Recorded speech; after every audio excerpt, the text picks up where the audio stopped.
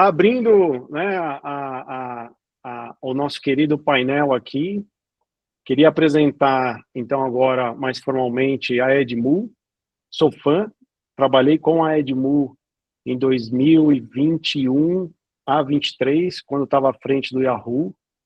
A Edmu é hoje uma das maiores ad networks de programático de Digital of Home, né, da América Latina, não só do Brasil, isso já cascateando e crescendo, explorando diversas fronteiras, atuando como um conector de mídia programático e auxiliando e potencializando aí todo o ecossistema programático,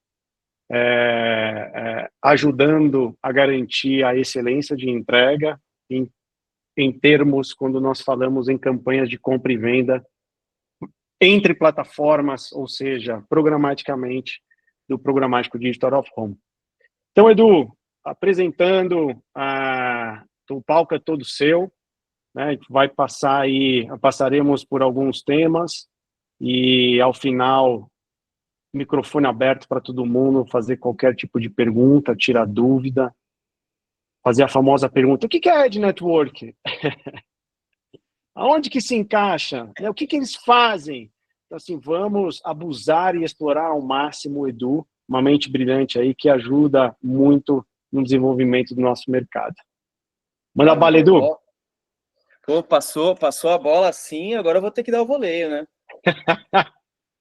Tá maluco. Bom, boa tarde, pessoal, tudo bem com vocês? Eu espero, pelo menos, que hoje a gente consiga sair dessa chamada com o conceito de Ad Network muito bem resolvido aí para vocês. Eu vou abrir a minha apresentação aqui, e aí vamos passar primeiro por um cenário de como é a Edmu, como se encaixa a Edmu.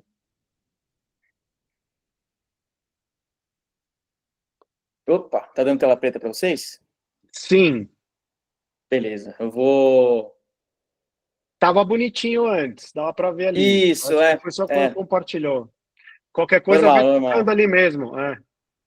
Eu vou ali mesmo.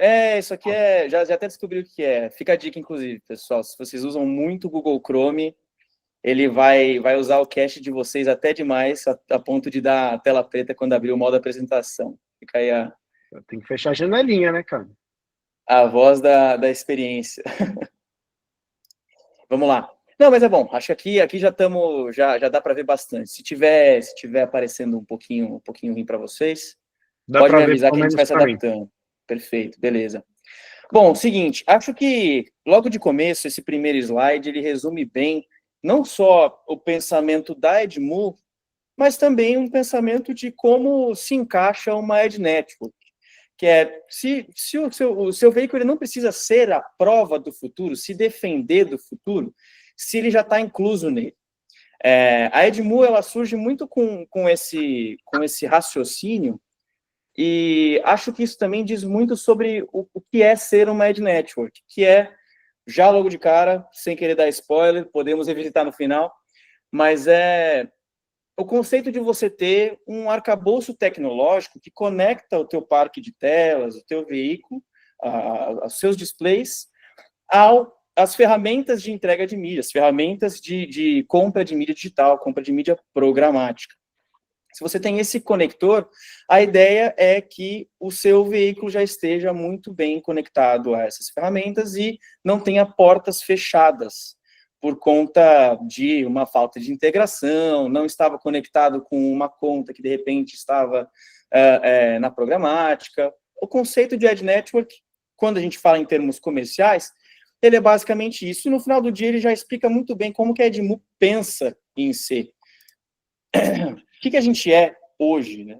A gente é uma plataforma totalmente digital, que ela vem justamente para mudar a relação de anunciantes com os veículos DOH, para tornar esse processo mais simples, seguro e transparente para todo mundo que está envolvido. Muito com base no pensamento de tecnologia que está envolvida, no que eu falei agora um pouquinho no slide anterior.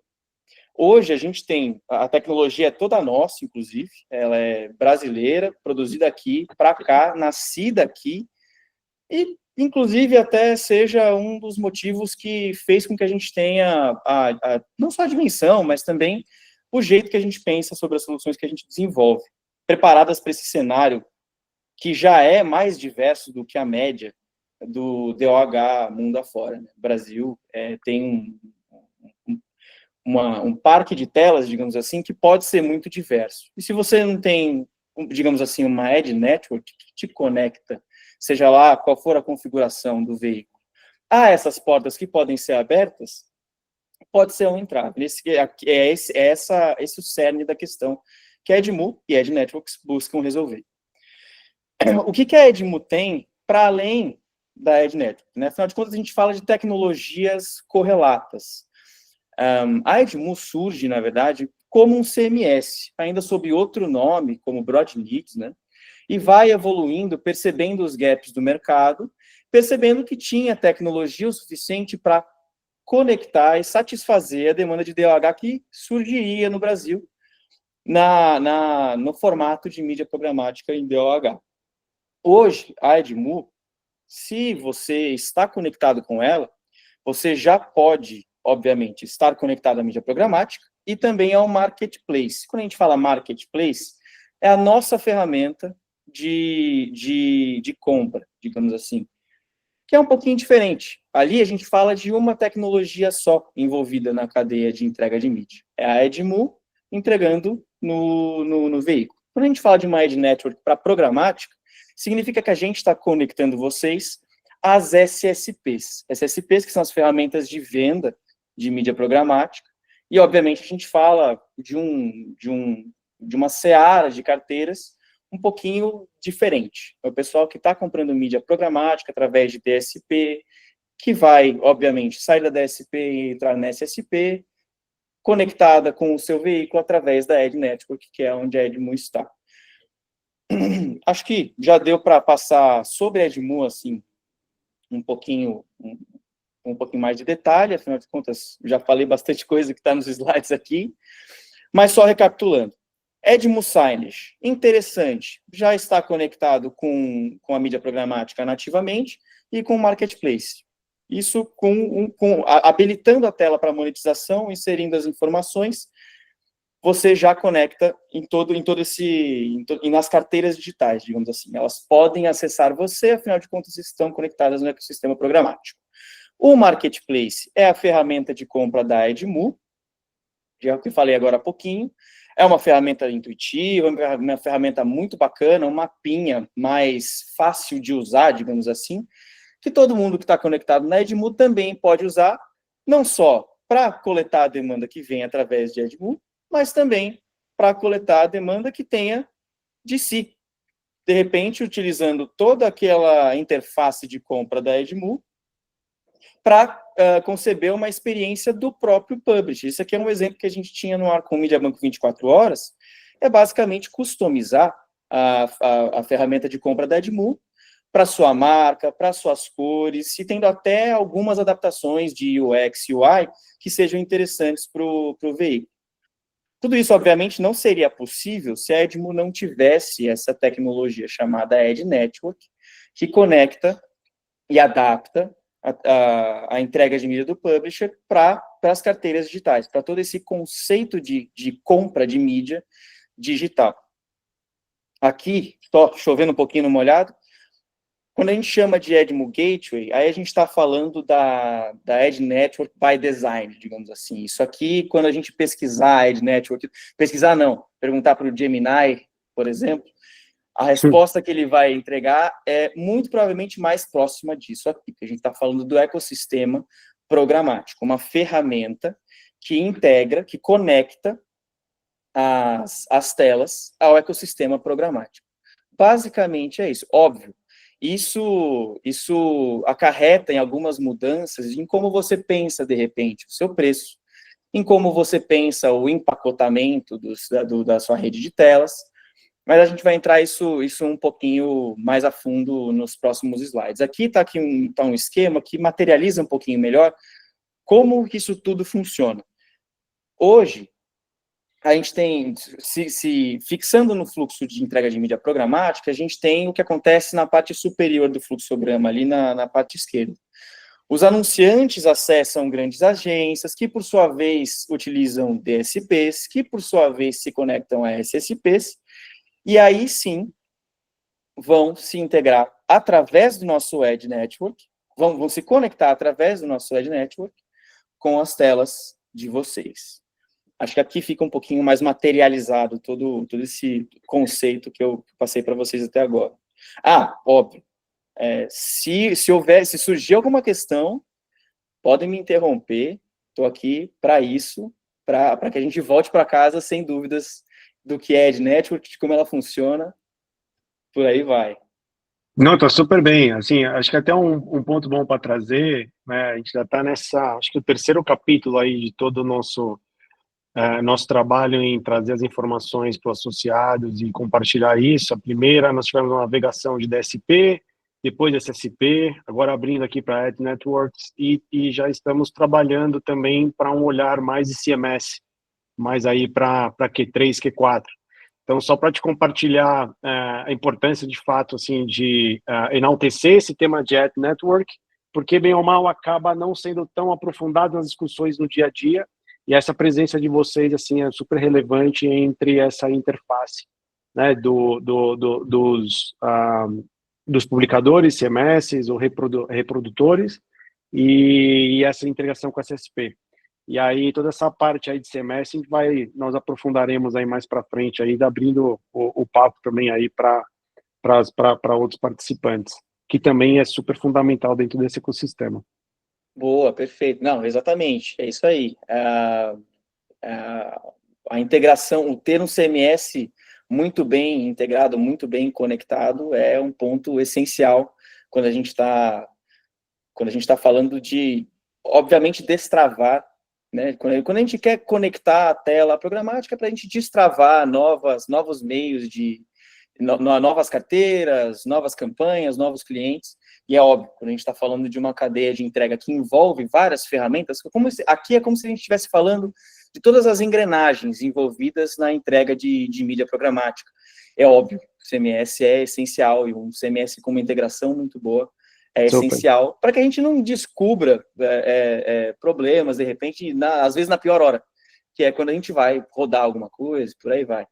Que isso também acho que vale muito a pena ressaltar, que isso também serve para qualquer, na verdade, parceiro tecnológico que a gente vai buscar para colocar um projeto para jogo. Inclusive, isso foi um dos pontos fazendo uma conexão até com outro tema, foi um ponto que a Criteo, eu não sei exatamente como é que se fala o nome em português, mas a Criteo, que é uma empresa super importante, falando num material sobre retail media, bem naquele boom sobre retail media do ano passado, ano retrasado, eles soltaram um documento falando que uma das top 3 prioridades na hora de colocar um projeto que envolve tecnologia de pé, uma das 3 prioridades é escolher um parceiro de tecnologia muito bom. Boa. Porque no final do dia é uma engrenagem. Todas elas precisam funcionar muito bem para que não haja surpresa. E acho que isso também não é novidade, assim, para a maioria das pessoas aqui. E, Edu, já vou trazer umas perguntas aí, assim, eu sei... Manda ver. Até falando de ter um parceiro tecnológico, hoje, quem não está integrado com a Edmu, quais são os requisitos técnicos, os requisitos que o veículo ele precisa ter para pensar, olha, tenho essas informações e eu posso entrar em contato com o pessoal com a Edmu, porque eu quero explorar aí essas novas oportunidades de projetos programáticos, projetos digitais que estão disponíveis no mercado. Boa, perfeito.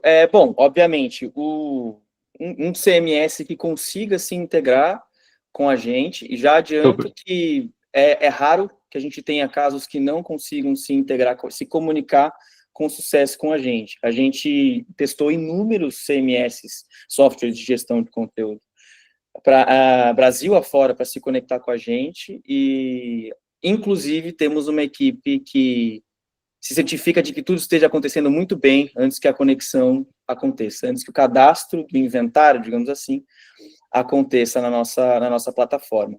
Sobre as informações que são importantes, ou melhor, essenciais para se ter Para se conectar, óbvio, quanto mais, melhor. E quanto mais, inclusive, real time, melhor. Significa que a gente vai conseguir entregar lá depois, já integramos a tela ao ecossistema programático. Quanto mais informações você tem, o seu pós-venda é mais legal. Você consegue entregar mais informação para o anunciante. Isso pode, obviamente, influenciar numa recompra, isso pode, obviamente, influenciar no valor agregado da sua entrega. Às vezes até em preço, dependendo do caso. Mas o essencial, mais essencial, é ter muito bem delimitado o fluxo de pessoas e um mapeamento do perfil de audiência que atende a posição da sua tela. Por que eu digo isso? E aí, aproveitando o gancho dessa pergunta, já para pular até, inclusive, alguns slides, que iríamos falar de números e tudo que já fizemos e coisas Pode voltar depois incríveis que já fizemos, eu voltarei aqui, falar. Mas eu vou aproveitar o gancho, porque é um papo importante. Boa. Por que é interessante, muito interessante, na verdade essencial, ter informações sobre público? Porque o que manda em programática é a audiência. É a coisa mais importante que a gente tem, é a audiência. Por que há essa mudança de paradigma, né? E não necessariamente ser, mas a minha semana é aquela, e é isso aí, acabou, porque eu acho que meu preço, tal. Por que a audiência é importante? Porque a demanda vem através de audiência. A demanda vem muito através da audiência. Algo que acontece até, quando a gente fala de Brasil, a gente ainda fala de uma etapa de programática crescendo, ganhando muita força, mas que ainda funciona de modo... Olha, eu preciso atingir tal audiência, tal perfil, tal praça. Eu não sei exatamente quem atende isso. Me ajuda. Ou eu fiz esse mapeamento com base na audiência. Gostaria de fazer essa campanha. Ou já montei a campanha, com base na audiência, estou mandando meu criativo para você aprovar. A audiência ela é o pilar central da história. Então, é importantíssimo que existam informações sobre, no mínimo, de classe social, idade e, obviamente, fluxo de pessoas. Por quê? Porque a gente fala de uma mudança em como a gente pensa no preço. O preço, para a programática, a gente fala em CPM, custo por mil impactos. Para que a gente tenha o custo por mil impactos muito bem delimitado, ou melhor, minimamente bem delimitado, e perfilado com classes sociais, a gente vai precisar calcular, com base nas inserções que vocês têm, e como e quando elas atingem o perfil do local onde estão essas telas. Acho que, para a gente começar a conversar sobre programática, isso é o mais interessante. Boa. Eu só não vou passar para o próximo, porque eu vou voltar, até porque você pediu. Não, volta assim. Deixa eu só te dar uma atualização, Edu. O Brunão Danilo conseguiu entrar, então, de fato, a gente vai conseguir ter aí mais uma continuidade de bate-papo. Então, só para registrar aqui, são 17h55, tem mais uns 10 minutinhos aí para você deitar, acho que daí sobra aí, deitar nos números dá e seguir com a sua apresentação, tá? Não, é bom. Quanto mais gente na discussão, melhor o papo fica. O que importa é todo mundo agregar. Bom, só para falar, então, voltando rapidinho, então aproveitei o gancho, vou voltar aqui rapidinho, no que a gente fez, só de big numbers mesmo, porque senão a gente não acaba mais. Hoje, a gente conecta mais de 85 categorias de ativos, ou seja, mais de 85 tipos de estabelecimento, tipos de telas, que estão conectadas com a gente. Hoje, a gente passou de 140 publishers conectados com a gente, entre esses nomes, muitos outros, todos eles, obviamente, a esmagadora maioria deles vocês vão conhecer, são mais de 23 mil telas, Brasil inteiro, mais de 700 cidades, todas elas já conectadas, ou seja, já fazendo parte, através da conexão, através da EdNetwork, Edmu, fazendo parte de um inventário acessível para essas contas programáticas.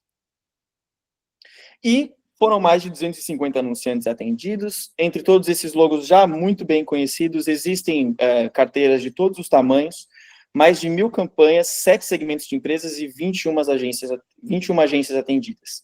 Não vou passar por todos os cases, mas aqui tem algumas imagens do que a gente já fez ao longo de toda essa história. Não ia caber muita coisa. Como eu já passei sobre o tópico de janela de oportunidade, que eu não quero gastar muito tempo também falando sobre a gente mesmo, por que essa conversa sobre audiência ela acaba ganhando um pouco mais de dimensão ultimamente? Porque existe uma mudança de paradigma em como o anunciante pensa sobre a própria carteira. Hoje, o anunciante digital, o anunciante programático, ele observa um cenário que já foi mais favorável a ele, digamos assim. Por quê?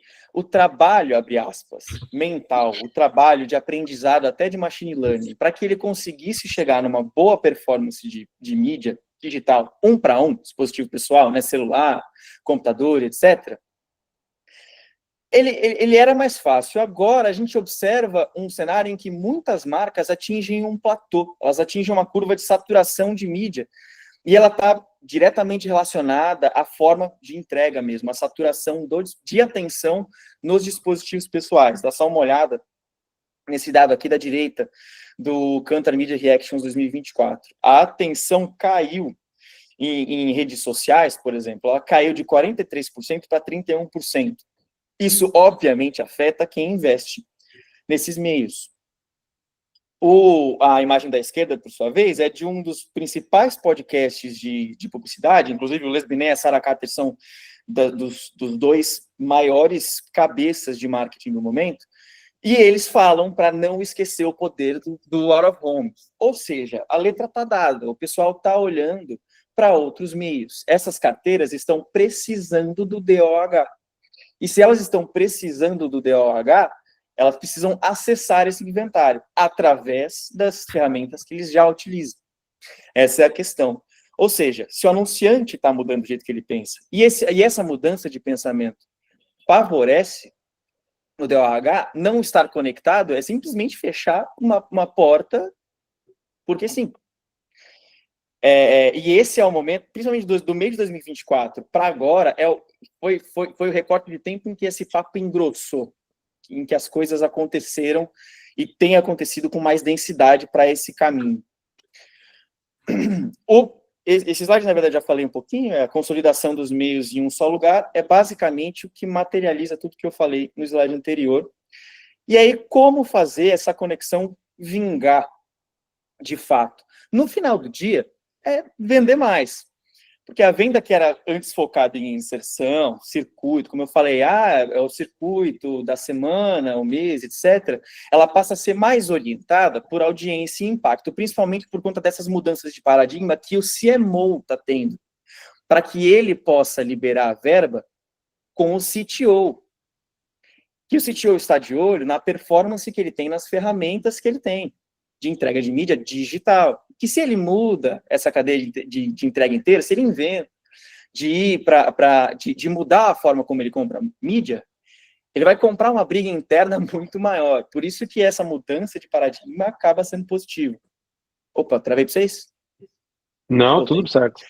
Beleza. Para além dessa mudança de paradigma, é obviamente uma mudança de paradigma interna também.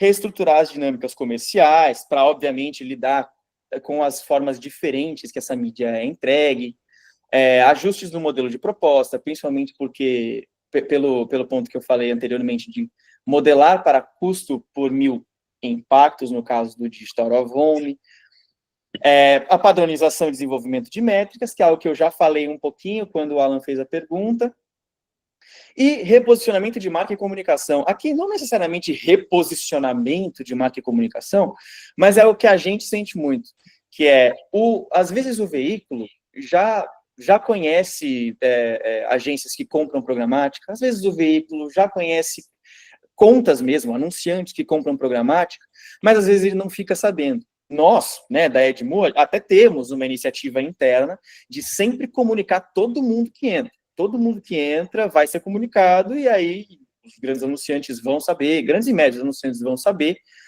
mas ainda assim é diferente quando o veículo vem e fala, estamos conectados na mídia programática. A partir desse momento, a sua rede de contatos já sabe que consegue desbloquear outra forma de comprar o seu inventário. Então, é um pouquinho de mudança do lado de dentro, para que você esteja melhor adaptado para a mudança que já acontece do lado de fora, no anunciante, entende? Eu acho que é isso. Espero que tenha ficado claro, não só a visão de mercado, mas também como que a Edge Network entra nessa história inteira. E, obviamente, estaremos à disposição agora, depois, e quando quiserem, para responder dúvidas, falar mais. Boa, maravilha. Obrigado. Eu já tenho uma perguntinha aqui, depois a gente vai acabar explorando isso aí mais para frente. Mas muito obrigado aí, com certeza, pela sua apresentação. Adorei esse último slide também, viu? Acho que é bem provocativo e importante. No final das contas, eu já comentei isso em algumas oportunidades, no sentido de que não é... As plataformas estão aqui para auxiliar com tecnologia, para ajudar a executar.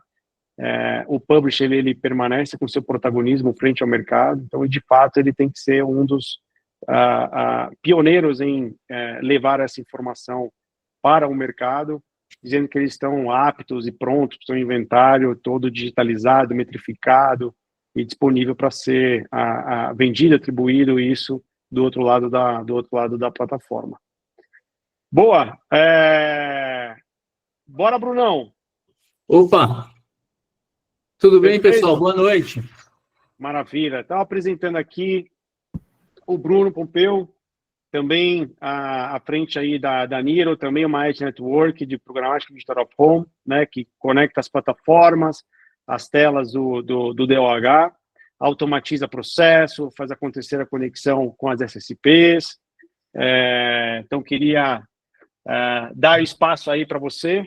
Seja bem-vindo e nos falar um pouquinho mais sobre como a Niro está crescendo, né, está cobrindo o mercado, como é que vem trabalhando, e futuramente deixar isso aí aberto também, mesma forma que eu perguntei para o Edu, né, como é que faz para os publishers que tiverem interesse em integrar a Edge Network de vocês, etc. Como seguir. Fique à vontade. Legal. Bom, boa noite. Obrigado pelo espaço. Espero que todos aí estejam bem, né? Começando a semana bem aí com um pouquinho de aprendizado e que todos possamos aprender hoje. Antes de entrar aqui com uma apresentação, né? Eu contando um pouquinho da minha história, eu estou no meio programático, vai fazer mais de 20 anos já, né? Eu venho do programático digital, né? Passando por desktop, mobile, aplicativo, né, ainda atuo em algumas empresas como consultor nessa área e agora na Niro, nos últimos 3 anos, aí, entrando no programático DOH. E uma preocupação que eu sempre tive foi olhar para os publishers. Tá? Eu entendo muito do ecossistema de programático e eu sei o quanto canibalístico ele é, o quanto agressivo ele é.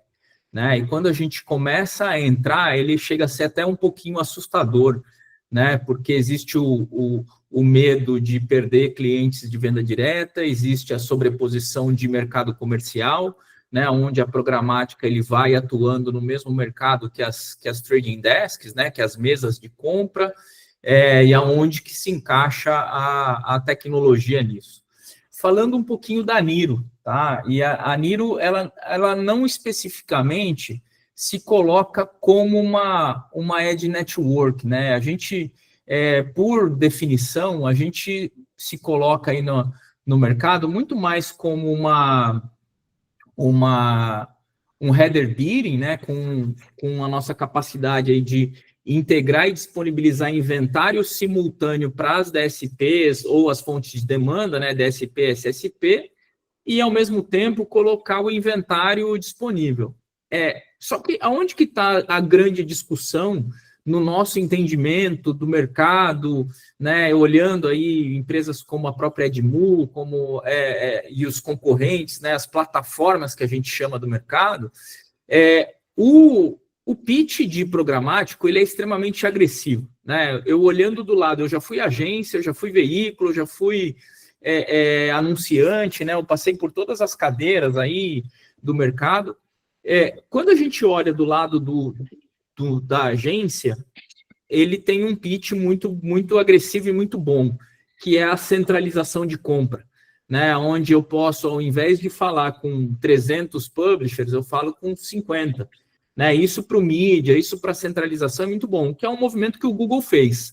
Né, e o Google faz ainda esse movimento, né, até porque ele também entrou no programático DOH, né, com as suas devidas ferramentas, e se a gente pensar em médio e longo prazo, tem um caminho a ser seguido. Né, no nosso caso, a gente, enfim, enxerga esse movimento. E, né, por definição, para os publishers também, tem a vantagem de muitas vezes acessar mercados ou anunciantes que eles não têm. Aonde eu olho que no DOH existe um problema que a gente precisa, sim, ser discutido e ser colocado, e por isso que a gente montou a Niro. Né? A função da Niro é tornar o processo e o ecossistema cada vez mais transparente, aonde cada um possa aí se proteger e extrair o melhor da programática.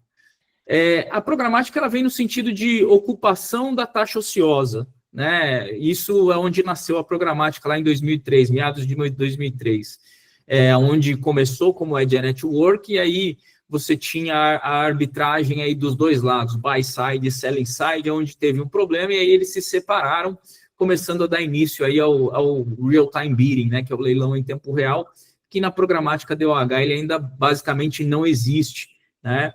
Ele existe em forma de que a gente chama de programático direto, né? Então você tem ali uma requisição de intenção de compra, e aí isso acontece.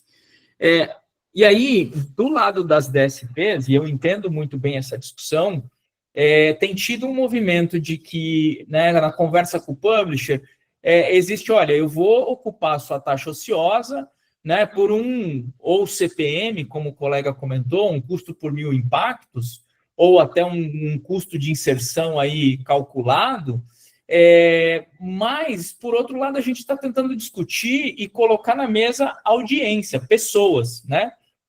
Um colega do mercado, não de DOH, muito tempo atrás, me ensinou que todo veículo vende pessoas, ele não vende espaço publicitário, ele não vende nada, ele vende a atenção de pessoas que estão ali na frente da sua tela. E quando a gente entra com a programática para o DOH, a gente tem uma oportunidade muito grande. Por que a gente tem uma oportunidade muito grande? Porque a gente consegue agora, pela programática e por toda a integração que a gente permite, essa é a intenção da Niro, criar o prime time da programática, onde você não tem mais um preço fixo por inserção, que é assim que o digital funciona. No leilão do digital, do mobile, do aplicativo, do desktop, o que você paga numa inserção de madrugada, você paga numa inserção no meio-dia, às 9 da manhã, às 6 da tarde. E por que no DOH você tem que seguir um padrão de custo por inserção? Né? Você não tem um prime time da inserção, sendo que agora, pela programática, você pode sim comprar a hora do dia, você pode comprar dia da semana, você pode comprar isso. Isso sim é o grande desafio, no nosso entendimento, para os publishers e para o próprio mercado em si. Porque você sai do padrão de, olha, eu vou comprar a semana, eu vou comprar o mês, eu vou comprar o slot, e eu passo a comprar a inserção ou o custo por 1.000 inserções, eu vou comprar o milheiro da inserção numa faixa horária, numa tela, numa frente, num painel, num painel de rua, enfim. E aí você tem, sim, que modular pelo seu prime time, né? E aí você começa a se aproximar do bid, você começa a se aproximar do leilão, porque de um lado você vai ter todas as plataformas de demanda, você tem as DSPs, as SSPs, que vão gerar inventário aqui para a tela, né? Tentando comprar em tempo real, né? Cada um disparando aqui a sua intenção de compra, por preços que naquela faixa horária faz sentido para o publisher. Então, assim, as discussões de metrificação do formato de programático DOH, ele não passa só pelo custo por 1.000. Olha, a gente tem que definir um custo por 1.000, de como é que a programática vai comprar. Mas a gente tem que passar pelo processo de prime time, ou que no RTB, né, no digital, que é o leilão em tempo real, que a gente tem as 40 distintas métricas para a gente mensurar o quanto vale aquele bid naquele segundo, né? Porque o bid no digital ele é monitorado por milissegundos, tá? Ele leva em torno de uma piscada de olho, 300 milissegundos.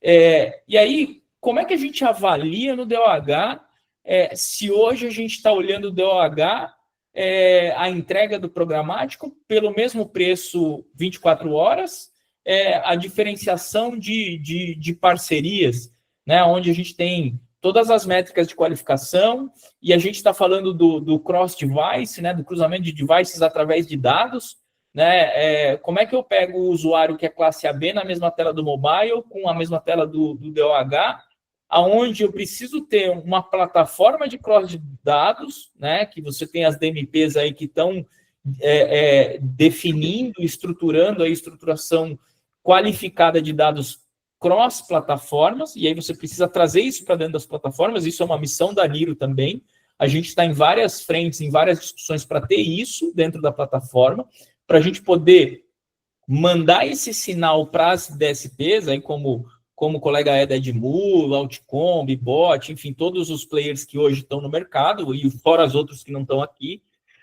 Mas a gente tem que entender que como é que a gente, como publisher e como ferramenta, a gente consegue definir isso, né? Colocando que, por exemplo, se numa tela eu tenho diversas telas, diversas slots disponíveis, todos os slots estão cheios e eu tenho vários compradores ao mesmo tempo, como é que eu estruturo isso para que sempre a melhor receita chegue no meu inventário, né? Como é que eu tenho a ferramenta para garantir que isso, né, seja uma garantia independente de player do mercado, independente de parceiro, independente de publisher, que eu possa ser independente o suficiente de garantir isso.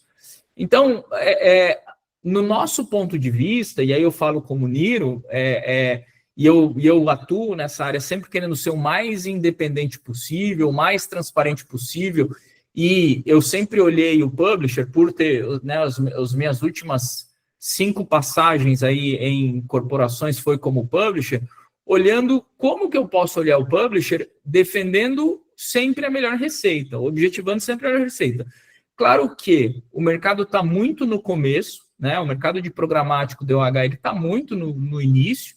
O que eu vejo são ecossistemas fechados, né, que a gente conhece como ecossistemas completos, né, que vai do início ao fim, e isso não impede que um publisher utilize o início ao fim, por exemplo, como o colega apresentou também da Edmu, que ele tem o ecossistema fechado do início ao fim, outros players também estão no mercado do início ao fim. É inevitável que em algum momento o Google engula, né, os menores, aí, os médios, né, a não ser que os médios, né, definam alguma estratégia de bidding diferente, né, como empresas americanas, como a The Trade Desk, como a BizWalks, e outras que sobreviveram ao Google, né, e aí você tem, né, outras pequenas aí que não conseguiram resistir à força, mas que, de fato, o que vai diferenciar todo mundo é a métrica de precificação do lado do publisher, entendendo que a programática ela traz um benefício muito grande, que é o de precificar por prime time, né? E eu acho que isso é um grande aprendizado que o publisher precisa ter, né? A gente aqui tem educado os nossos parceiros nesse assunto, e entendendo que a programática ela abre novas possibilidades, né, que o digital já utiliza isso há muito tempo. Eu enxergando aí os players que estão no mercado, eu vejo que, às vezes, o pessoal tenta seguir muito a programática digital e perde algumas visões, porque a programática digital ela é extremamente agressiva, dinâmica e rápida, né, e ela já está aí há mais de 15 anos no mercado, atuando, então você já tem uma complexidade de tecnologias, de martechs e edtechs integradas que chega a beirar o absurdo, né? Eu tive em Nova York num evento da Volkswagen e o CMO da Volkswagen ele fez uma métrica lá de quanto supostamente da compra de mídia dele vai para o publisher, e ele chegou num número que para o digital chega a ser 23% ou 24% do valor do investimento de mídia dele digital, no ecossistema de programático, para vocês terem uma ideia. Né? Então, de cada banner que vocês veem da Volkswagen, só 23% do dinheiro que ele investiu chega aí para o publisher. Porém, o digital é um formato que você tem um crescimento de inventário dinâmico, o que não acontece no DOH. Né? O DOH, você instala uma tela que demora 4 meses, às vezes, para ela estar disponível, e se ela encher de formato de publicidade, para você instalar outra, demora mais 3 meses, mais 4 meses, dependendo da estrutura que você tiver. Né? Se forem telas menores, claro que é bem mais rápido, mas mesmo assim você ainda tem um desafio grande pela frente. Então, o nosso papel aqui é entender que para o publisher, né, qual que a gente quer trazer de vantagem para o publisher? É trazer mais possibilidade de receita, sempre, tá? O objetivo é esse. A gente, com um relatório, mas trazer uma capacidade de ocupação gerenciada, porque não é qualquer venda que é dinheiro, né? A programática, e isso eu aprendi ao longo aí da escola Google, é que ela muitas vezes, para entrar no mercado, ela entra com uma receita alta, até você criar uma dependência dela, depois ela te esgana com uma receita baixa. Né? Então, o que acontece? Né? Publishers que tinham grande relevância lá em meados de 2000 e alguma coisinha, o Google ia lá, botava um dinheiro grande no inventário deles, eles entendiam que 70% da receita deles era interessante para o Google, eles começavam a tirar a venda direta, e aí quando eles dependiam da receita do Google, o Google ia lá e reduzia essa receita, né? Que é o que está acontecendo agora com o IA, né? O novo algoritmo do Google está baixando a audiência dos pubs em praticamente 60%, né? Isso projeta uma queda de receita muito grande. Né? Eu conheço pub que faturava 300, 400 mil reais por mês, hoje está faturando 60, né? Com essa nova mudança de algoritmo do Google. E isso é uma coisa que o DOH está no momento de se preocupar com isso, de se planejar e de se estruturar com isso. Tá? Eu não gosto de ser o cavaleiro do apocalipse aqui, dizendo as coisas, os desafios que se tem pela frente, mas eu sou bem realista, porque eu estou nesse meio já vai fazer 30 anos agora, completando 30 anos aí de experiência no mercado digital, tanto quanto empreendedor, como consultor, e aí eu olho alguns detalhes que a gente às vezes deixa passar. No nosso caso, a gente consegue ter trazer um relatório programático centralizado, então tudo que estiver acontecendo em todas as frentes, você traz para um lugar único, né? Então todas as compras programáticas que você tiver está sempre centralizado. A gente tem a integração com o DV, para quem quiser montar a sua própria unidade de venda de programático, é uma possibilidade. E aí a gente criou vários features para que o publisher possa, como eu disse, nossa intenção é sempre que o publisher está no centro da nossa atenção.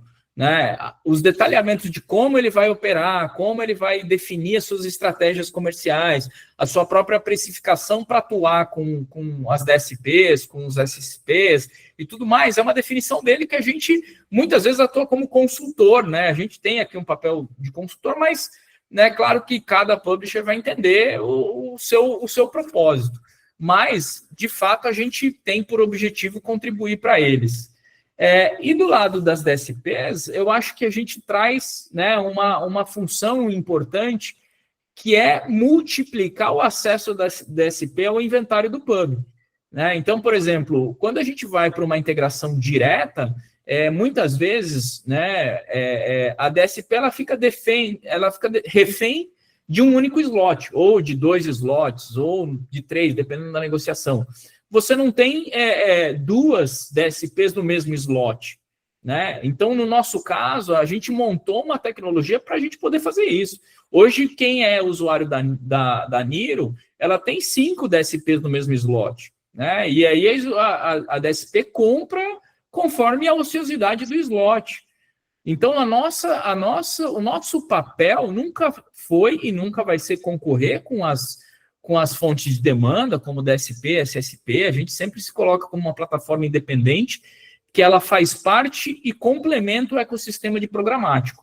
Né? Então, para o pub, a gente né, dá ferramentas para que ele possa melhorar a receita, E para as fontes de demanda, DSP e SSP, a gente também contribui para que ela tenha mais acesso a todo o inventário do pub sem precisar de fazer uma integração, deixar a máquina lá na ponta mais pesada, porque tem que instalar um slave lá na máquina.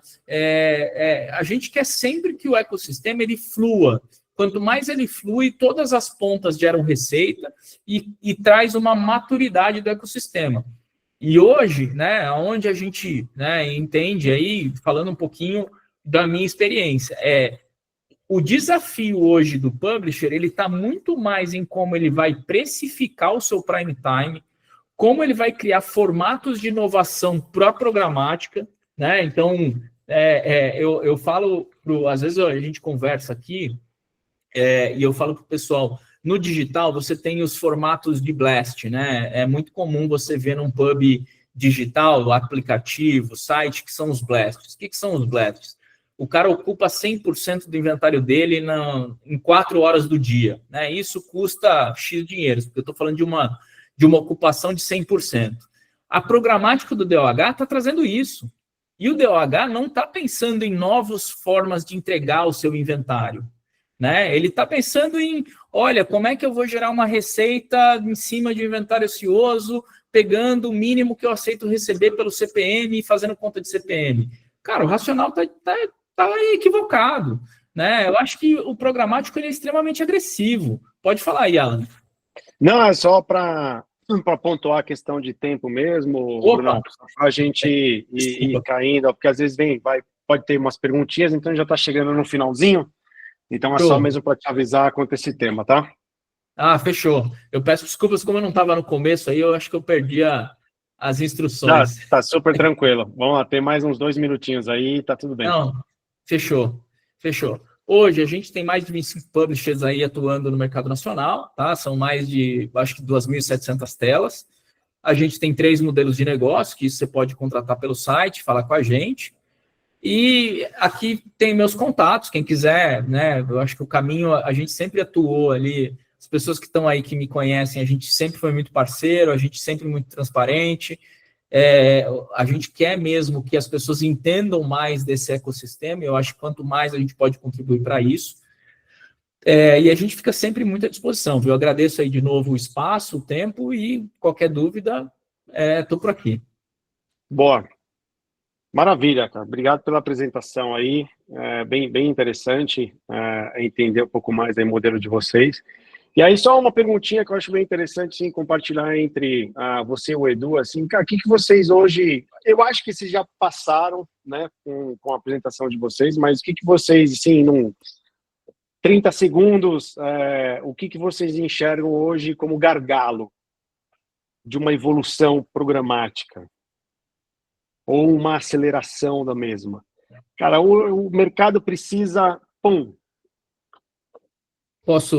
Quer ir primeiro? Fala, Bruno. Manda ver. Tá bom. Vou aqui tentar ser resumido, tá? Eu acho que a gente passa por um desafio muito grande, que é o aculturamento do mercado, né? Eu entendo que o mercado é um mercado talvez mais conservador, né? O DOH. Muita gente quer entender muito antes de começar ou quer, né, muitos detalhes. Eu vou dizer para vocês que eu estou há 30 anos no mercado, eu conheço gente que está há 15 e ainda não entendeu muito do mercado. Então, eu acho que não espera muito para tentar entender o programático, porque porque quando você conseguir entender, já mudou tudo, né? Exato. Tem um cara que chama... que ele tem uma empresa que chama Luma, vocês já devem ter visto em algum momento aí na internet, né, que eles lançam o Luma Escape, que aqui no Brasil começaram a copiar aí a estrutura, e ele já tem uma leitura do mercado global de Martech, de EdTech, de programático. Cara, a quantidade de tecnologia, de empresa que tem lá, cara, se você tentar acompanhar a inovação, cara, quando você entendeu uma, já apareceu mais 5, né, é muito difícil. Então, eu acho que, como eu disse, se você conseguir entender como se posicionar, entender as suas expectativas com relação ao programático, fica muito mais fácil de quem você definir como parceiro te ajudar nessa entrada, né? Mas eu acho que é basicamente isso. O aculturamento é o grande desafio. A quebra de paradigma, novidade, né? Assim, cara, só apontando uma coisa bem importante, acho que a participação ali na apresentação. Hoje o RTB, ele já existe, né? E no programático de Terraform também. Normalmente a integração entre as DSPs e as SPs, a compra do bid, ela é feita em real-time bidding. A diferença é que a questão do leilão, onde você bem pontuou, ela ainda não está muito praticada. O leilão é um tipo de modelo de compra. Mas então, a comunicação entre as plataformas, ela já assim, ó, percorre no RTB. Quando eu falo que o RTB ou RTB não existe, não é que ele existe, né? A tecnologia existe. Ele existe nos ambientes fechados. Então, dentro da plataforma, por exemplo, da Edmu, os players que estão lá, eles concorrem num leilão. Dentro da plataforma do Google, eles concorrem num leilão. Dentro da plataforma da VO, eles concorrem num leilão. Quando eu coloco todas as fontes de demandas em paralelo, não existe um RTB. Você não tem um leilão de todas as fontes de demanda, igual, por exemplo, hoje, né, o Google ele tem uma plataforma que chama GAN, tá? No GAN, eu plugo todas as fontes de demanda e aí eu tenho um leilão de todas as fontes de demanda. Eles têm eu vou competindo eles para ganhar pelo espaço. Isso entendeu? Você fala no digital, certo? O digital. para display, então, isso para o OH, isso ainda não existe. Tem. Então, é importante Entendeu? só esclarecer, porque assim, você tem um conhecimento um pouco mais profundo, é só para a gente deixar bem claro assim, alguns temas que isso já foi uma pauta de discussão em alguns eventos atrás. Sim. E aí foi bem detalhado com essa frente de a integração entre as plataformas de compra e venda, SSP e DSP. Vou dar um exemplo. Minha Hivestack, Hivestack Imperial integrado com o DV360. A nossa integração é RTB. Vistar Media, mesma coisa. Magnite. Então, as SSPs com as demandas, as DSPs, Zander, Microsoft, DV360, TapTaps, MediaSmart, todas essas DSPs, todas essas integrações, elas são, de fato, em RTB. Protocolo. Mas ele, de fato, não acontece quando você chega no nível do publisher, né?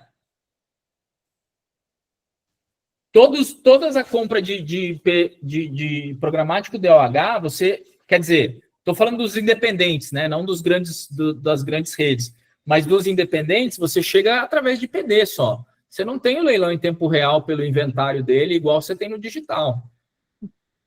Algumas plataformas de SSP já entregam. Como eu disse, dos grandes players, aí você tem, né, como eu disse, o ecossistema fechado. Então, dentro do ecossistema fechado, você tem. Né? Mas quando você sai para um ecossistema aberto, que você vai lá na ponta do CMS, você ainda para chegar no CMS, você vai precisar. Mas isso cabe discussão, viu, Alan? Sim, exato. Até porque tem os outros layers. Exatamente o porquê do convite, né? De apresentar como uma solução que ela fica exatamente entre o CMS e uma sell-side plataforma. Exatamente o tema de hoje, de comentar com vocês da presença das empresas que ficam exatamente entre essas duas caixinhas. Fora que é uma questão de cultura também, tanto do lado da demanda quanto do lado da oferta, com o volume ir destravando esse tipo de compra. Exato. Acho que é só assim que destrava, né?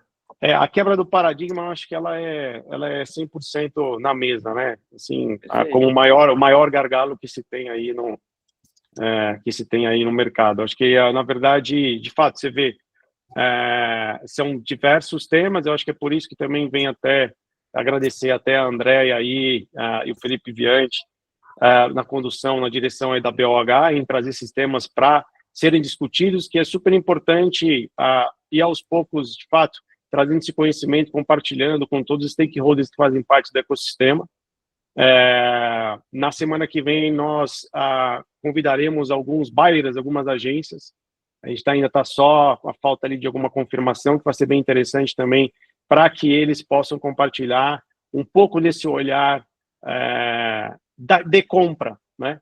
O porquê exatamente de comprar via programática, comprar o digital, out of home, exatamente como o Bruno pontuou, com outros olhares de prime time, horários de o que faz sentido para a audiência dele, enriquecer, ter um CPM flutuante, não simplesmente um CPM fixo. Eu acho que isso daí vai, aos poucos, aí, evoluindo cada vez mais. Alguém tem alguma pergunta? Alan, eu coloquei uma no chat agora, há pouco, mas faço aqui. É mesmo. No chat também está vindo muito essa mensagem automática aqui de gravação, aí se perde. É que eu leio aqui, eu achei aqui. Pode ler então, porque até eu achei aqui, eu já não lembro. Qual a diferença de um veículo plugar direto em uma DSP ou em uma Edge Network? Boa. Eu acho que... SSP, na verdade, né? SSP. Boa. Exatamente, já ia pegar nesse ponto já. Bom, enfim, acho que conversando até, quanto mais eu converso com os publishers, mais isso fixa, assim, que talvez a grande diferença seja, primeiro, assim, por uma questão de mercado, às vezes a SSP não necessariamente vai ter uma iniciativa própria de conexão, aí tem que fazer conta, tá na ponta do lápis, qual que é qual é o esforço que eu vou ter para conectar, e aí também do lado do publisher, qual que é o esforço que eu vou ter para manter essa conexão saudável. Quando a gente conecta no Edge Network, a gente praticamente consegue delegar boa parte dessa preocupação para uma empresa que só vai ganhar, óbvio, no caso do modelo de negócio da Edmu, mas de Edge Networks mundo afora também, só vai ganhar se a mídia rodar. Né? Então, é como se você tivesse um parceiro que ele precisa te manter conectado com sucesso e, principalmente, vai sempre querer buscar conectar-se a mais SSPs, mais DSPs e de onde que essa demanda programática estiver vindo, às vezes não só programática, mas direta também, em plataformas digitais. A Edge Network, ela se encarrega em se certificar de que o publisher está muito bem conectado ao máximo de soluções possíveis, porque é só dessa forma que ela também se faz vingar. Acho que, para mim, assim, me colocando na capa de publisher, para mim, acho que a primeira coisa que eu pensaria é isso. Eu posso me preocupar em me posicionar melhor, em fazer minha comunicação mais legal, em modelar o meu produto cada vez melhor e fazer os upgrades, atualizações do meu parque de telas, etc., enquanto o meu arcabouço tecnológico está muito bem resolvido e eu sei que eu não estou fechando porta nenhuma por falta de conexão ou integração. Para mim, assim, pensando como publisher, eu pensaria por esse lado. Boa. Quer adicionar alguma coisa, Bruno?